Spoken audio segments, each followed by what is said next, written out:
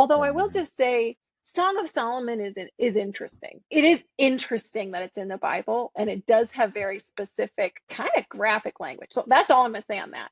But when I Mhm. talk about sex in particular and the metaphor of it, I just say sex is telling the other person and you yourself, whether you're male or female in this role, in this interaction, this is how much God wants to be one with you. That I really appreciate.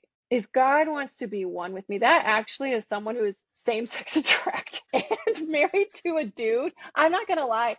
Theologizing, adding a theological layer to sex is actually extremely helpful, because if it's just Mhm. physical, that is so Gnostic. Not the opposite of Gnostic. Is that enlightenment? I need to look that up. But it's like when the separation of body and soul and then degrading the body. That's not the holistic Bible that I read. But when you Mhm. think about this is telling you how much God wants to be one with you. And then you think about the fruit of sex producing kids, like oneness with God, if you're single or married, equals disciples. Like he's a reproductive God. And so even the very act of sex producing kids is a reproductive act that's also a metaphor in itself. So I think to say all conversation about metaphor around sex is evil is, we're not reading the same Bible.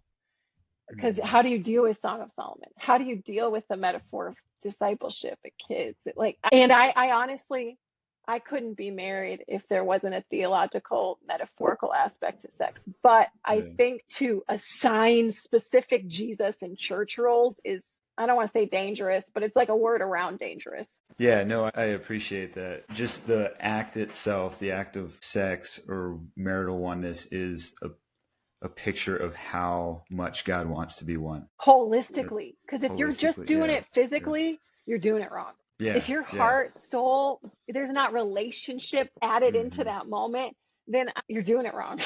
Yeah. Yeah. Because that's not Exactly. what God wants with us. He doesn't want union with just your body. He wants all of you.